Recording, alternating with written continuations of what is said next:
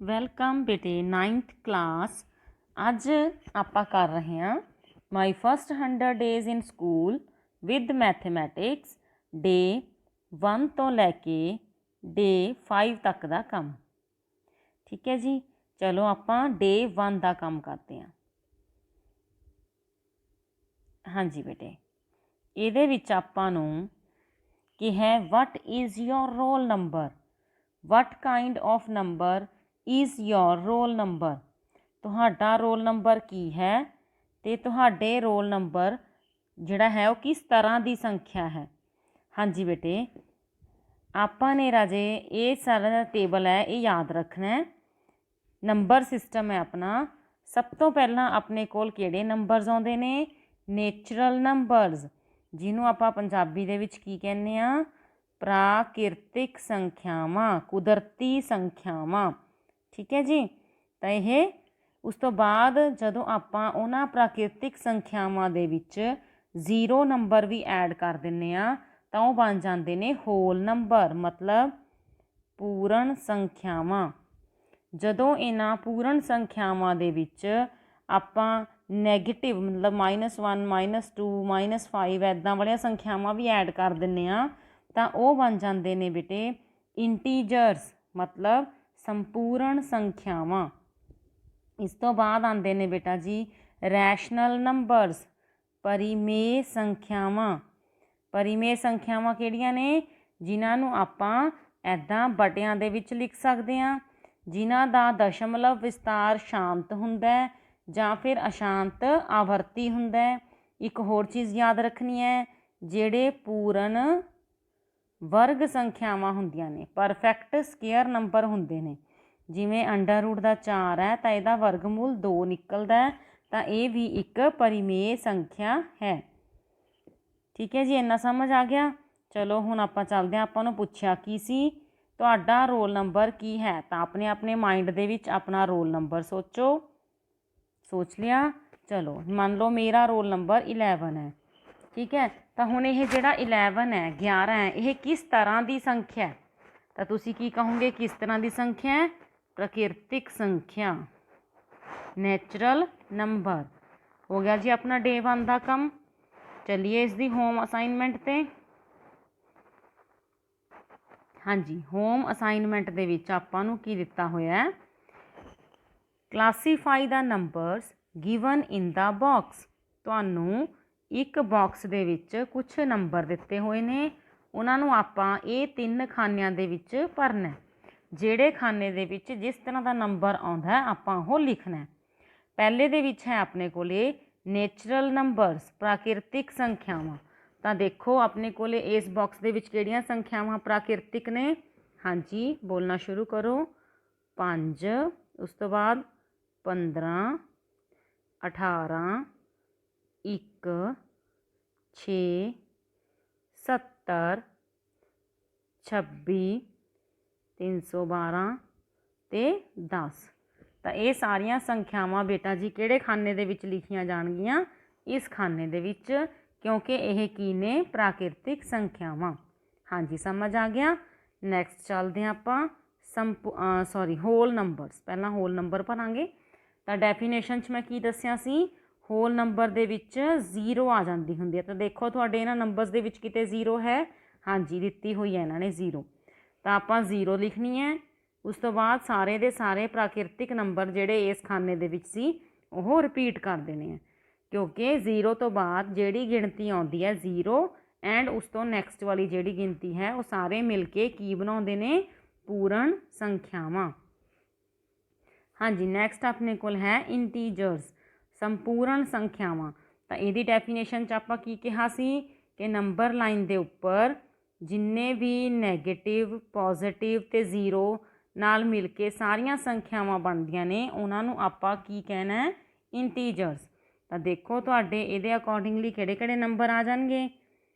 ਇਹ ਸਾਰੇ ਨੰਬਰ ਆ ਜਾਣਗੇ ਜੀ। ਠੀਕ ਹੈ, ਇੰਟੀਜਰਸ ਦੇ ਵਿੱਚ ਸਾਰੇ ਦੇ ਸਾਰੇ ਇਸੇ ਬਾਕਸ ਦੇ ਵਿੱਚ ਲਿਖ ਦੇਣੇ ਆ। ਕਲੀਅਰ ਹੋ ਗਿਆ ਬੇਟਾ ਡੇ 1 ਦਾ ਕੰਮ। ਚਲੋ ਆਪਾਂ ਨੈਕਸਟ ਡੇ 'ਤੇ ਚੱਲਦੇ ਹਾਂ। ਹਾਂਜੀ, ਡੇ 2 ਦੇ ਵਿੱਚ ਆਪਾਂ ਨੂੰ ਕੀ ਕਿਹਾ? What are the possible marks a student can obtain out of 10? ਕੋਈ ਵਿਦਿਆਰਥੀ 10 ਵਿੱਚੋਂ ਕਿੰਨੇ ਅੰਕ ਪ੍ਰਾਪਤ ਕਰ ਸਕਦਾ? ਹਾਂਜੀ ਦੱਸੋ। ਤੁਹਾਡੇ ਮੈਮ ਨੇ, ਤੁਹਾਡੇ ਸਰ ਨੇ ਤੁਹਾਡਾ ਕੋਈ ਟੈਸਟ ਲਿੱਤਾ 10 ਨੰਬਰ ਦਾ, ਤਾਂ ਉਹਦੇ ਵਿੱਚ ਸਾਰੀ ਕਲਾਸ ਦੇ ਨੰਬਰ ਕਿਸ ਕਿਸ ਤਰ੍ਹਾਂ ਦੇ ਆਉਣਗੇ? ਕੋਈ ਬੱਚਾ ਇੰਟੈਲੀਜੈਂਟ ਹੋਊਗਾ, ਉਹ 10 ਚੋਂ 10 ਲੈ ਸਕਦਾ ਹੈ। ਕਿਸੇ ਦੇ ਥੋੜ੍ਹੀ ਜਿਹੀ ਮਿਸਟੇਕ ਕਾਰਨ ਨੰਬਰ ਕੱਟੇ ਜਾ ਸਕਦੇ ਨੇ, ਉਹ 8 ਲੈ ਸਕਦਾ ਹੈ। ਕੋਈ ਬੱਚਾ ਤਿਆਰੀ ਹੋਈ ਨਹੀਂ ਕਰਕੇ ਆਇਆ, ਉਹਦੇ 2 ਨੰਬਰ ਆ ਸਕਦੇ ਨੇ, ਠੀਕ ਹੈ। ਜਾਂ ਕਿਸੇ ਦਾ ਆਪਾਂ 0 ਨੰਬਰ ਲਾ ਦਿੰਦੇ ਹਾਂ, ਹੈ ਨਾ, ਕੋਈ ਨਹੀਂ ਬਿਲਕੁਲ ਹੀ ਨਹੀਂ ਪੜ੍ਹ ਰਿਹਾ ਬੱਚਾ, ਉਹਦੇ 0 ਨੰਬਰ ਲਿੱਤੇ ਨੇ ਟੈਸਟ ਦੇ ਵਿੱਚੋਂ। ਤਾਂ ਇਹ ਸਾਰੀਆਂ ਸੰਖਿਆਵਾਂ how can we write marks obtained out of total marks, ਉਹ ਤਾਂ ਆਪਾਂ ਲਿਖ ਕੇ ਦਿਖਾਤਾ ਕਿ ਇੱਦਾਂ ਆਪਾਂ ਬਟਿਆਂ ਦੇ ਵਿੱਚ, ਓਵਰਾਂ ਦੇ ਵਿੱਚ ਲਿਖ ਸਕਦੇ ਹਾਂ। What kind of numbers are these, ਇਹ ਕਿਸ ਤਰ੍ਹਾਂ ਦੀਆਂ ਸੰਖਿਆਵਾਂ ਨੇ? ਹੁਣ ਤੁਹਾਡੇ ਸਾਹਮਣੇ ਮੈਂ ਨੰਬਰ ਦਿੱਤੇ ਹੋਏ ਨੇ 10 ਦੇ ਵਿੱਚੋਂ, ਤਾਂ ਇਹ ਸੰਖਿਆਵਾਂ ਕਿਸ ਤਰ੍ਹਾਂ ਦੀਆਂ ਆਈਆਂ ਨੇ ਬੇਟੇ? ਇਹਨਾਂ ਨੂੰ ਆਪਾਂ ਕਹਿੰਦੇ ਹੁੰਦੇ ਆ ਭਿੰਨ, ਜਾਂ ਕਹਿੰਦੇ ਹੁੰਦੇ ਆ ਇੰਗਲਿਸ਼ ਦੇ ਵਿੱਚ ਫਰੈਕਸ਼ਨ, ਠੀਕ ਹੈ। ਤੇ ਭਿੰਨਾਂ ਨੇ ਇਹ ਬੇਟੇ, ਜਿਹਨੂੰ ਆਪਾਂ ਬਟਿਆਂ ਦੇ ਵਿੱਚ ਲਿਖ ਰਹੇ ਹਾਂ। ਤੇ ਇਹ ਦੋਨੋਂ ਸੰਖਿਆਵਾਂ ਅੰਸ਼ ਤੇ ਹਰ ਦੋਨੋਂ ਕੀ ਨੇ? ਪੂਰਨ ਸੰਖਿਆਵਾਂ ਨੇ, ਠੀਕ ਹੈ। ਤੇ ਇਹਦਾ ਜਿਹੜਾ ਹਰ ਹੈ ਉਹ 0 ਨਹੀਂ ਹੋ ਸਕਦਾ, ਤਾਂ ਇਹਨਾਂ ਨੂੰ ਆਪਾਂ ਭਿੰਨ ਕਹਿ ਦਿੰਦੇ ਹਾਂ। ਤਾਂ ਭਿੰਨ ਤੇ ਪਰਿਮੇਯ ਸੰਖਿਆ ਦੇ ਵਿੱਚ ਕੀ ਫਰਕ ਹੈ, ਇੱਥੇ ਆਪਾਂ ਇਹ ਵੀ ਡਿਸਕਸ ਕਰਾਂਗੇ। ਪਰਿਮੇਯ ਸੰਖਿਆ ਲਈ ਵੀ ਮੈਂ ਇਹੀ ਬੋਲਿਆ ਸੀ ਨਾ ਵੀ ਇਹਨੂੰ ਬਟਿਆਂ 'ਚ ਲਿਖ ਸਕਦੇ ਹਾਂ। ਜੇ ਬਟਿਆਂ 'ਚ ਲਿਖ ਸਕਦੇ ਹਾਂ ਤਾਂ ਇਹ ਤੁਸੀਂ ਕਹੋਗੇ ਤਾਂ ਭਿੰਨ ਕਿਹਾ ਸੀ ਜੀ ਤੁਸੀਂ। ਪਰਿਮੇਯ ਸੰਖਿਆ ਦੇ ਵਿੱਚ ਕੀ ਡਿਫਰੈਂਸ ਹੈ ਕਿ ਜਿਹੜਾ ਅੰਸ਼ ਜਾਂ ਹਰ ਹੈ ਉਹਨਾਂ ਵਿੱਚ ਸੰਪੂਰਨ ਸੰਖਿਆਵਾਂ ਆ ਸਕਦੀਆਂ, ਮਤਲਬ ਨੈਗੇਟਿਵ ਵੀ ਆ ਸਕਦੇ ਨੇ, ਪੋਜ਼ੀਟਿਵ ਵੀ ਆ ਸਕਦੇ ਨੇ, ਅਤੇ 0 ਵੀ ਆ ਸਕਦੇ ਨੇ। ਸ਼ਰਤ ਹੈ ਕਿ ਜਿਹੜਾ ਹਰ ਹੈ ਉਹ 0 ਨਹੀਂ ਹੋਣਾ ਚਾਹੀਦਾ, ਠੀਕ ਹੈ ਜੀ। ਸਮਝ ਆ ਗਿਆ ਤੁਹਾਨੂੰ ਪਰਿਮੇਯ ਸੰਖਿਆ ਅਤੇ ਭਿੰਨ ਦਾ ਫਰਕ? ਹਾਂਜੀ, ਡੇ 2 ਦੇ ਕੰਮ ਹੋਮ ਅਸਾਈਨਮੈਂਟ 'ਤੇ ਆ ਗਏ ਬੇਟੇ ਆਪਾਂ। ਇਹਦੇ ਵਿੱਚ ਕੀ ਹੈ? ਹੇਠਾਂ ਲਿਖੀਆਂ ਸੰਖਿਆਵਾਂ ਜਾਂ ਸੰਖਿਆਵਾਂ ਦੇ ਸਮੂਹ ਨੂੰ ਦੂਜੇ ਪਾਸੇ ਦਿੱਤੇ ਢੁਕਵੇਂ ਖਾਨਿਆਂ ਵਿੱਚ ਸ਼ਾਮਿਲ ਕਰੋ। ਹੁਣ ਇਹਦੇ ਵਿੱਚ ਕੀ ਹੈ? ਪਹਿਲਾ ਨੰਬਰ ਹੈ 1/7, ਜੋ ਕਿ ਆਪਾਂ ਨੂੰ ਭਿੰਨ ਵੀ ਲੱਗ ਰਿਹਾ, ਪਰਿਮੇਯ ਸੰਖਿਆ ਵੀ ਲੱਗ ਰਿਹਾ। ਹੁਣ ਕਿਹਦੇ ਨਾਲ ਮਿਲਾਈਏ, ਕਿਉਂਕਿ ਇਹਨੇ ਦੋਨੋਂ ਦੇ ਰੱਖੇ ਨੇ। ਪਰ ਆਪਾਂ ਜਦੋਂ ਥਰਡ ਵੱਲ ਦੇਖਦੇ ਹਾਂ ਮਾਈਨਸ ਦਾ 2/3, ਤਾਂ ਉੱਥੋਂ ਗੱਲ ਕਲੀਅਰ ਹੋ ਜਾਂਦੀ ਹੈ ਕਿ ਇਹਦੇ ਵਿੱਚ ਤਾਂ ਸੰਪੂਰਨ ਸੰਖਿਆਵਾਂ ਦਾ ਪ੍ਰਯੋਗ ਕੀਤਾ ਹੋਇਆ ਅਤੇ ਇਹਦੇ ਵਿੱਚ ਇਹਨੇ ਪੂਰਨ ਸੰਖਿਆਵਾਂ ਦਾ ਪ੍ਰਯੋਗ ਕੀਤਾ ਹੋਇਆ। ਤਾਂ ਇਹਦੇ ਵਿੱਚ ਜਿਹੜਾ 1/7 ਹੈ ਬੇਟੇ ਉਹਨੂੰ ਆਪਾਂ ਮਿਲਾਵਾਂਗੇ ਭਿੰਨ ਨਾਲ। ਜਿਹੜਾ ਮਾਈਨਸ ਦਾ 2/3 ਹੈ ਉਹਨੂੰ ਆਪਾਂ ਲਿਖਾਂਗੇ ਪਰਿਮੇਯ ਸੰਖਿਆ ਦੇ ਵਿੱਚ। ਹੁਣ ਰਹਿ ਗਿਆ ਆਪਣੇ ਕੋਲੇ ਸੈਕਿੰਡ ਅਤੇ ਫੋਰਥ ਦੇ ਵਿੱਚ ਦੇਖੋ 0 ਤੋਂ ਗਿਣਤੀ ਸ਼ੁਰੂ ਹੋ ਰਹੀ ਹੈ, 0 1 2 3, ਤਾਂ ਇਹਨਾਂ ਨੂੰ ਆਪਾਂ ਕੀ ਕਹਾਂਗੇ? ਪੂਰਨ ਸੰਖਿਆਵਾਂ। ਤਾਂ ਇੱਧਰ ਲਿਖਿਆ ਜਾਊਗਾ। ਸੰਪੂਰਨ ਦੇ ਵਿੱਚ ਬੇਟਾ ਜੀ ਆਹ ਵਾਲੇ ਅੱਖਰ ਲਿਖੇ ਜਾਣਗੇ, -2 -1 0 1 2 3, ਇਹ ਕੀ ਨੇ ਆਪਣੇ ਕੋਲੇ? ਸੰਪੂਰਨ ਸੰਖਿਆਵਾਂ, ਇੰਟੀਜਰਸ, ਠੀਕ ਹੈ ਜੀ। ਸਮਝ ਆ ਗਿਆ? ਚੱਲੀਏ ਆਪਾਂ ਨੈਕਸਟ ਕੰਮ 'ਤੇ। ਹਾਂਜੀ, ਡੇ 3 ਦਾ ਕੰਮ। How many small marks are there between any 2 consecutive numbers on a scale? ਫੂਟੇ ਦੇ ਉੱਪਰ 2 ਲਗਾਤਾਰ ਸੰਖਿਆਵਾਂ ਵਿਚਕਾਰ ਕਿੰਨੇ ਛੋਟੇ ਨਿਸ਼ਾਨ ਹਨ? ਹਾਂਜੀ, ਇਹਨੂੰ ਥੋੜ੍ਹਾ ਆਪਾਂ ਜ਼ੂਮ ਕਰਕੇ ਦੇਖਦੇ ਹਾਂ। ਹੁਣ ਦੇਖੋ ਜੀ ਕਿੰਨੇ ਨਿਸ਼ਾਨ ਨੇ, ਗਿਣੋ। 0 ਅਤੇ 1 ਦੇ ਵਿਚਾਲੇ ਗਿਣੋ। ਹੁਣ ਜਦੋਂ ਉਹਨੇ ਕਹਿਤਾ ਸ਼ਬਦ ਵਰਤ ਲਿਆ ਵਿਚਕਾਰ, ਬਿਟਵੀਨ, ਤਾਂ ਆਪਾਂ ਇਹਦੇ ਵਿੱਚ 0 ਵਾਲੀ ਲਾਈਨ ਨੂੰ ਵੀ ਕਾਊਂਟ ਨਹੀਂ ਕਰਨਾ, 1 ਵਾਲੀ ਲਾਈਨ ਨੂੰ ਵੀ ਕਾਊਂਟ ਨਹੀਂ ਕਰਨਾ। ਤਾਂ ਉਹਦੇ ਵਿੱਚ ਗਿਣੋ ਕਿੰਨੇ ਤੁਹਾਨੂੰ ਖਾਨੇ ਦਿਖ ਰਹੇ ਨੇ, ਕਿੰਨੀਆਂ ਛੋਟੀਆਂ ਲਾਈਨਾਂ ਦਿਖ ਰਹੀਆਂ ਨੇ। ਹਾਂਜੀ, 1 2 3 4 5 6 7 8 9, ਤਾਂ ਕਿੰਨੀਆਂ ਛੋਟੀਆਂ ਸੰਖਿਆਵਾਂ ਲਾਈਨਾਂ ਦਿਖ ਰਹੀਆਂ ਨੇ ਆਪਾਂ ਨੂੰ? 9। ਤਾਂ ਆਪਾਂ ਜਿਹੜਾ ਵੈਸੇ ਉਹ ਕਰਦੇ ਹੁੰਦੇ ਆ, ਜਦੋਂ ਆਪਾਂ ਲਾਈਨ ਲਗਾਉਣੀ ਹੁੰਦੀ ਹੈ ਤਾਂ ਉਹਦੇ ਵਿੱਚ ਆਪਾਂ 0 ਨਹੀਂ ਕਾਊਂਟ ਕਰਦੇ, ਤਾਂ ਪੂਰੇ 10 ਕਾਊਂਟ ਕਰਦੇ ਹੁੰਦੇ ਆ ਵੀ 1 ਸੈਂਟੀਮੀਟਰ ਦੇ ਆਪਾਂ 10 ਟੋਟੇ ਬਣਾਏ ਨੇ। ਪਰ ਉਹਨੇ ਇੱਥੇ ਸ਼ਬਦ ਵਿਚਕਾਰ ਵਰਤ ਲਿਆ, ਤਾਂ ਇਹਦੇ ਵਿੱਚ ਆਪਾਂ ਕੀ ਕਰਾਂਗੇ? 0 ਵੀ ਕਾਊਂਟ ਨਹੀਂ ਕਰਾਂਗੇ, 1 ਵੀ ਕਾਊਂਟ ਨਹੀਂ ਕਰਾਂਗੇ, ਉਹਦੇ ਵਿਚਾਲੇ ਜਿਹੜੀਆਂ ਲਾਈਨਾਂ ਨੇ ਕੱਲੀਆਂ ਉਹ ਗਿਣਾਂਗੇ, ਠੀਕ ਹੈ ਜੀ। ਇਹ ਤਾਂ ਇੰਨਾ ਕੁ ਕੰਮ ਹੀ ਸੀ ਆਪਣਾ। ਹੁਣ ਇਹਦੀ ਹੋਮ ਅਸਾਈਨਮੈਂਟ 'ਤੇ ਚੱਲਦੇ ਹਾਂ। Find 3 rational numbers between 2/7 and 5/7। ਹਾਂਜੀ, ਇਹਨੇ ਕਿਹਾ 2 ਸੰਖਿਆਵਾਂ ਨੇ ਤੁਹਾਡੇ ਕੋਲੇ, 2/7 ਅਤੇ 5/7। ਇਹਦੇ ਵਿਚਕਾਰ ਆਪਾਂ ਕਿੰਨੀਆਂ ਸੰਖਿਆਵਾਂ ਲਿਖਣੀਆਂ ਨੇ? 2 ਹੋਰ ਲਿਖਣੀਆਂ ਨੇ। जे आप वैसे पढ़ के देखिए 2/7 है तो 5/7 है, तो 2 और 5 के विचाले 3/7 हो सकती है, 4/7 हो सकती है। तो ये तो आपां नूं वैसे ही लभ गईयां दो परिमेय संख्यावां, है ना। तो इन्हां सवालों के विच सब तो पहला आपां बेटा की देखना हुंदा है कि इन्हां दा हर बराबर है। जे हर बराबर है तो आपां उन्हां दे विचाले संख्यावां आराम नाल लिख सकते हैं। हुण इहदे विचाले तो हैगी ही सी, तो इत्थों तुहानूं ज़्यादा क्लीयर नहीं होया होगा। आपां नैक्सट सम देखते हैं, उत्थों तुहानूं ज़्यादा क्लीयर होगा। ਉਹਦੇ ਵਿੱਚ है अपने कोले 3/5 ਅਤੇ 4/7 ਵਿਚਕਾਰ ਆਪਾਂ 4 परिमेय संख्यावां लिखणियां ने। हाँ जी, हुण इन्हां दा तां हर बराबर नहीं हैगा, तो पहला इन्हां दा हर बराबर करना है। 5 ते 7 दा लघुत्तम कितना होऊगा जी, कितना आऊगा 35। तो आपां दोनों के बटे च 35 बनाना है। वो किवें बनूगा, जे इहनूं 7 नाल गुणा भाग करदे आ तो इनू 5 ते 5 नाल गुणा या भाग करते हैं, ठीक है। तो पहली संख्या की बन गई 7 तिया 21/7 5 35। दूजी की बन गई 5 चौका 20/7 5 35। चलो जी आप हर तो बराबर कर ले। तो हुण की 20 ते 21 के विचाले तुहानूं 4 संख्यावां दिख रही ने। तुसीं कहोगे नहीं जी ये तो लगातार संख्यावां ने, 20 ते 21 के विचाले किहड़ी संख्या आउंदी है ना। तो तुसीं कन्फ्यूज हो जाओगे भी हुण की करिए। तो इहदा नैक्सट मैथड है बेटे, कई मैथड ने, ठीक है।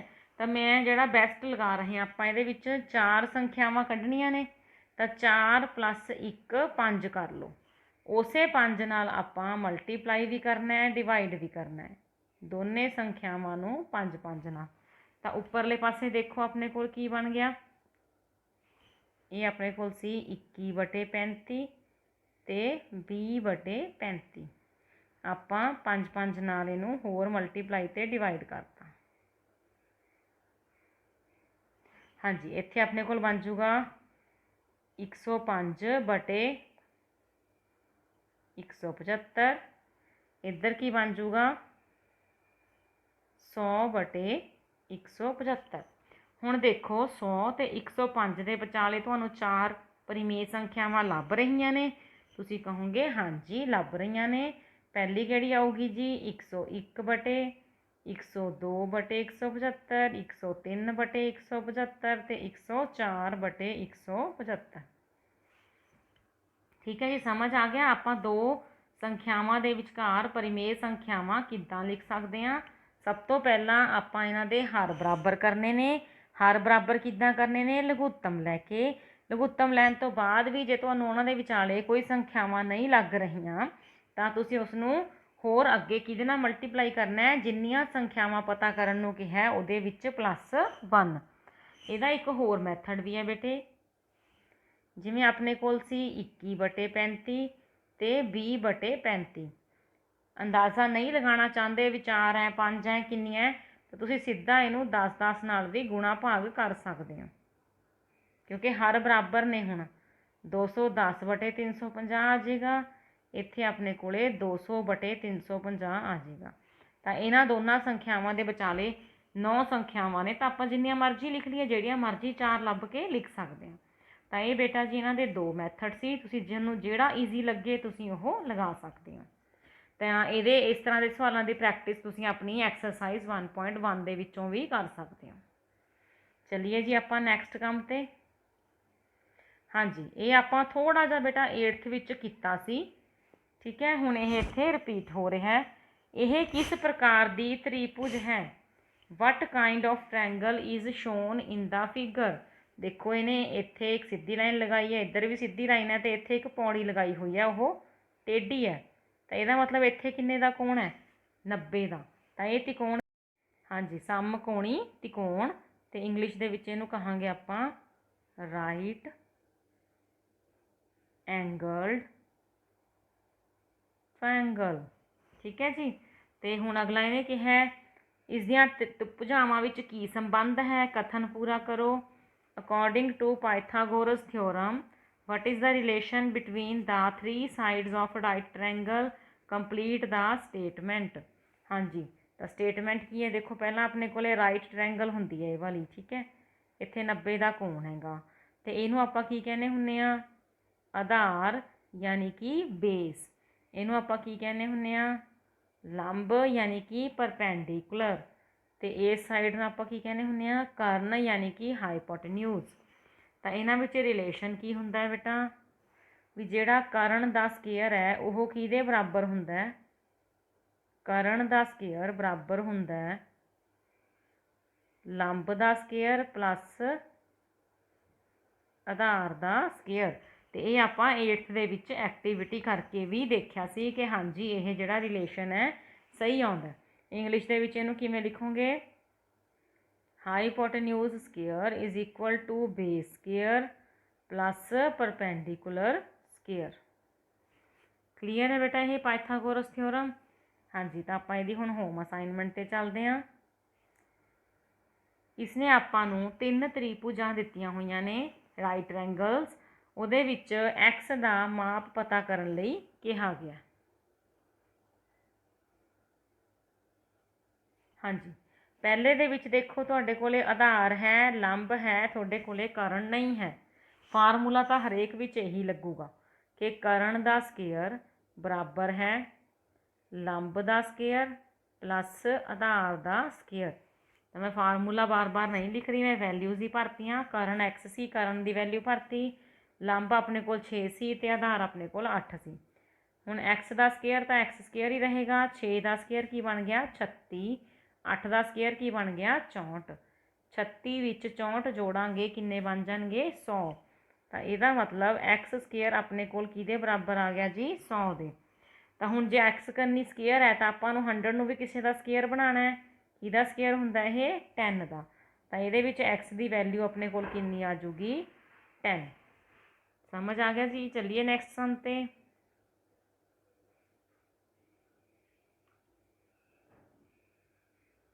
ਹਾਂਜੀ, ਅਗਲੇ ਸਮ ਦੇ ਵਿੱਚ ਆਪਣੇ ਕੋਲੇ ਲੰਬ ਹੈ, ਆਧਾਰ ਹੈ, ਆਧਾਰ ਨਹੀਂ ਹੈ ਅਤੇ ਕਰਨ ਹੈ। ਆਪਾਂ ਸ਼ੁਰੂ ਇੱਥੋਂ ਹੀ ਕਰਨਾ ਹੈ ਬੇਟਾ। ਕਰਨ ਦਾ ਸਕੇਅਰ 13 ਕਰਨ ਦਿੱਤਾ ਹੋਇਆ ਸੀ, ਆਧਾਰ ਆਪਣੇ ਕੋਲ ਐਕਸ ਹੈ। ਹਾਂਜੀ, 13 ਆਪਣੇ ਕੋਲੇ ਕਰਨ ਸੀ, ਆਧਾਰ ਆਪਣੇ ਕੋਲੇ ਐਕਸ ਹੈ ਅਤੇ ਲੰਬ ਆਪਣੇ ਕੋਲੇ 5 ਹੈ। ਹੁਣ ਤੁਸੀਂ ਸੋਚ ਰਹੇ ਹੋਵੋਗੇ ਵੀ ਇਹਨੂੰ ਕਿਵੇਂ ਹੱਲ ਕਰਾਂਗੇ, ਇਹ ਤਾਂ ਐਕਸ ਹੋਰ ਪਾਸੇ ਚਲਾ ਗਿਆ। ਪਰ ਬੇਟਾ ਜੀ ਆਪਾਂ 8ਵੀਂ ਦੇ ਵਿੱਚ ਸਮੀਕਰਨਾਂ ਹੱਲ ਕਰਨੀਆਂ ਸਿੱਖੀਆਂ ਨੇ, ਤਾਂ ਉਸੇ ਢੰਗ ਨਾਲ ਇਹਨੂੰ ਵੀ ਹੱਲ ਕਰ ਲਾਂਗੇ। 13 ਦਾ ਸਕੇਅਰ ਕਿੰਨਾ ਹੋ ਗਿਆ 169 ਅਤੇ 5 ਦਾ ਸਕੇਅਰ ਕਿੰਨਾ ਹੋ ਗਿਆ 25। ਤਾਂ ਐਕਸ ਸਕੇਅਰ ਇੱਕ ਵੇਰੀਏਬਲ ਹੈ, ਇੱਕ ਚਲ ਹੈ, ਉਹਨੂੰ ਆਪਾਂ ਇੱਕੋ ਸਾਈਡ 'ਤੇ ਰੱਖਾਂਗੇ। 169 ਆਪਣੇ ਕੋਲੇ ਦੂਜੀ ਸਾਈਡ ਹੈਗਾ ਹੀ ਹੈ ਅਤੇ 25 ਜਾ ਕੇ ਕੀ ਹੋ ਜਾਊਗਾ ਮਾਈਨਸ। 169 ਦੇ ਵਿੱਚੋਂ ਆਪਾਂ 25 ਘਟਾਉਣੇ ਨੇ ਤਾਂ ਕਿੰਨਾ ਆ ਜਾਊਗਾ ਆਪਣੇ ਕੋਲੇ 144। ਤਾਂ ਐਕਸ ਸਕੇਅਰ ਦੀ ਵੈਲਿਊ ਇੱਥੇ ਕਿੰਨੀ ਆ ਰਹੀ ਹੈ 144। 144 ਕਿਹਦਾ ਸਕੇਅਰ ਹੁੰਦਾ ਹੈ 12 ਦਾ। ਤਾਂ ਐਕਸ ਦਾ ਮੁੱਲ ਕਿੰਨਾ ਆ ਜਾਏਗਾ ਆਪਣੇ ਕੋਲ ਇੱਥੇ 12। ਸੌਖਾ ਹੀ ਸੀ ਸਮ ਇਹ। ਚਲੋ ਹੁਣ ਇਹਦੇ ਨੈਕਸਟ ਸਮ 'ਤੇ ਚੱਲਦੇ ਹਾਂ।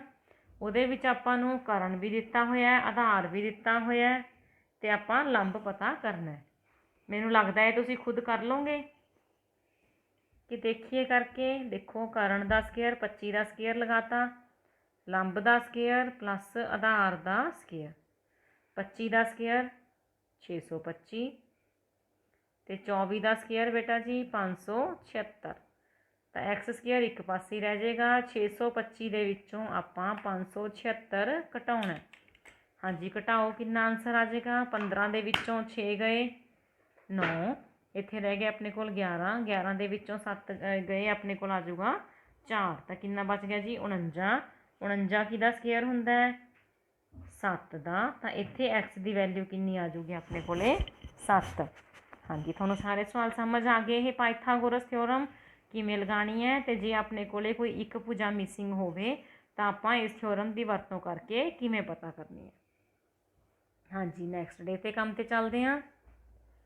ਤੁਹਾਡੇ ਜਨਮ ਦਾ ਸਾਲ ਕੀ ਹੈ ਆਪਣੀ ਕਾਪੀ ਵਿੱਚ ਲਿਖੋ। ਚਲੋ ਜੀ, ਮੰਨ ਲਓ ਜਨਮ ਦਾ ਸਾਲ ਤੁਹਾਡਾ ਜਿਹੜਾ ਹੈ ਉਹ 2000, ਤੁਸੀਂ 9ਵੀਂ ਦੇ ਵਿੱਚੋਂ ਹੈ ਨਾ, ਤਾਂ ਕਿੰਨੇ ਕੁ ਸਾਲ ਦੇ ਹੋ ਸਕਦੇ ਹੋ 15 ਕੁ ਸਾਲ ਦੇ। 2006 ਲਾ ਲੈਂਦੇ ਹਾਂ, ਠੀਕ ਹੈ। ਆਪਣੀ ਕਾਪੀ ਵਿੱਚ ਲਿਖੋ ਅਤੇ ਇਸ ਨੂੰ 2 ਤੋਂ 9 ਤੱਕ ਸੰਖਿਆਵਾਂ ਨਾਲ ਭਾਗ ਕਰੋ ਅਤੇ ਭਾਗਫਲ ਨੂੰ ਦਸ਼ਮਲਵ ਰੂਪ ਵਿੱਚ ਲਿਖੋ। What is your year of birth. Right in your notebook, divide it by numbers 2 to 9, right the quotient in decimal form. ਕਿਹੜੀਆਂ ਸੰਖਿਆਵਾਂ ਨਾਲ ਭਾਗ ਕਰਨ 'ਤੇ ਬਾਕੀ ਸਿਫਰ ਹੋ ਜਾਂਦਾ ਹੈ। Which numbers will make the remainder 0। ਠੀਕ ਹੈ, ਤਾਂ 0 ਕਿਹਦੇ ਨਾਲ ਆਊਗਾ, ਆਪਾਂ ਨੇ ਇਹ ਦੇਖਣਾ ਵੀ ਕਿਹੜਾ ਇਹਨੂੰ ਪੂਰਾ ਪੂਰਾ ਭਾਗ ਕਰ ਦਿੰਦਾ। ਚਲੋ ਜੇ ਇਹਨੂੰ 2 ਤੋਂ ਸ਼ੁਰੂ ਕਰਦੇ ਹਾਂ ਤਾਂ ਇਹਦਾ ਪਿਛਲਾ ਅੰਕ ਕਿੰਨਾ 6, ਤਾਂ ਇਹ 2 ਤੇ ਭਾਗ ਹੋਊਗਾ। ਠੀਕ ਹੈ, ਕਿਉਂਕਿ ਈਵਨ ਹੈ ਜਿਸਤ ਸੰਖਿਆ ਤਾਂ 2 ਦੇ ਪਹਾੜੇ 'ਤੇ ਜਾਊਗੀ। 3 ਨਾਲ ਚੈੱਕ ਕਰਨਾ ਹੋਵੇ ਤਾਂ ਇਹਦੇ ਅੰਕਾਂ ਨੂੰ ਜੋੜੋ, 2 ਦੇ ਵਿੱਚ 0 ਜੋੜੀ 2, ਫਿਰ 0 ਜੋੜੀ 2, 2 ਦੇ ਵਿੱਚ 6 ਜੋੜੇ ਕਿੰਨੇ ਬਣ ਜਾਣਗੇ 8। ਤਾਂ 8 ਦਾ 3 ਤਾਂ ਪਹਾੜੇ 'ਤੇ ਆਉਂਦਾ ਨਹੀਂ, ਤਾਂ 3 ਦੇ ਪਹਾੜੇ 'ਤੇ ਤਾਂ ਇਹ ਕੱਟਣਾ ਨਹੀਂ। ਇਸ ਇਹਦਾ ਮਤਲਬ ਹੈ ਕਿ ਜਦੋਂ ਆਪਾਂ ਇਹਨੂੰ ਡਿਵਾਈਡ ਕਰਾਂਗੇ ਤਾਂ ਜਿਹੜਾ ਆਨਸਰ ਹੈ ਉਹ ਪੁਆਇੰਟਾਂ ਦੇ ਵਿੱਚ ਆਊਗਾ। ਹਾਂਜੀ, ਡਿਵਾਈਡ ਕਰੋ। 6 ਤੀਏ 18, 2 ਬਚਿਆ, ਉੱਪਰ ਫਿਰ 0 ਤਾਰ ਲਈ, ਫਿਰ 6 ਤੇ ਜਾਇਆ 18, 26, 8 ਤੀਆ 24। ਹਾਂਜੀ, ਹੁਣ ਕਿੰਨਾ ਆ ਜਾਏਗਾ ਇੱਥੇ 2, ਆਪਾਂ ਡੈਸੀਮਲ ਲਗਾ ਲਾਂਗੇ, 0 ਆ ਜਾਊਗਾ ਡੈਸੀਮਲ ਦਾ। ਹੁਣ ਕਿੰਨੇ 'ਤੇ ਜਾਊਗਾ 6 ਤੇ 18। ਤਾਂ ਇਹਦਾ ਮਤਲਬ ਹੁਣ ਇਹ ਇੱਦਾਂ ਹੀ ਚੱਲਦਾ ਰਹੇਗਾ। ਇੱਥੇ ਲਿਖ ਰਹੇ ਹਾਂ ਆਪਾਂ 2 ਬਚਿਆ 0, ਫਿਰ ਤਾਰ ਲਾਂਗੇ, ਫਿਰ 18 ਹੀ ਆਊਗਾ, ਫਿਰ 2 ਬਚੂਗਾ, ਫਿਰ 0 ਤਾਰ ਲਾਂਗੇ, ਫਿਰ 18 ਹੀ ਆਊਗਾ। ਤਾਂ ਇਹਦਾ ਮਤਲਬ ਜਦੋਂ ਆਪਾਂ ਇਸ ਨੂੰ 3 ਨਾਲ ਭਾਗ ਕਰਦੇ ਹਾਂ ਤਾਂ ਆਨਸਰ ਕਿੰਨਾ ਆਉਂਦਾ ਹੈ 668.666। ਇੱਦਾਂ ਇਹ ਚੱਲਦਾ ਹੀ ਰਹਿੰਦਾ। ਠੀਕ ਹੈ ਜੀ, ਕਲੀਅਰ, ਸਮਝ ਆ ਗਿਆ। ਤਾਂ ਇਸੇ ਤਰ੍ਹਾਂ ਨਾਲ ਆਪਾਂ ਫਿਰ ਇਹਨੂੰ 4 ਨਾਲ ਭਾਗ ਕਰਨ ਦੀ ਕੋਸ਼ਿਸ਼ ਕਰਾਂਗੇ। ਜਨਮ ਦਾ ਸਾਲ ਆਪਾਂ ਪਿਛਲੇ 2 ਅੱਖਰ ਵੀ ਲੈ ਸਕਦੇ ਸੀ। ਚਲੋ 5 ਚੌਕਾ 20, ਉੱਪਰੋਂ ਤਾਰੀ 0, 4 0 0, ਉੱਪਰੋਂ ਤਾਰਿਆ 6, 4 ਏਕਮ 4, 2 ਬਚਿਆ, ਪੁਆਇੰਟ ਲਗਾ ਦਾਂਗੇ, 0 ਤਾਰ ਲਾਂਗੇ, ਤੇਰੇ ਕਿੰਨੇ 'ਤੇ ਜਾਊਗਾ 5 ਤੇ। ਹਾਂਜੀ, ਤਾਂ ਇਹਦਾ ਆਨਸਰ ਕਿੰਨਾ ਆ ਜਾਊਗਾ 501.5। ਇਹ ਵੀ ਪੂਰਾ ਪੂਰਾ ਨਹੀਂ ਕੱਟਿਆ ਆਪਣੇ ਕੋਲੇ, ਡੈਸੀਮਲ ਦੇ ਵਿੱਚ ਆਨਸਰ ਆਇਆ। ਤਾਂ ਮੈਨੂੰ ਲੱਗਦਾ ਹੈ ਤੁਸੀਂ ਹੁਣ ਖੁਦ ਕਰ ਲਓਗੇ, ਹੈ ਨਾ।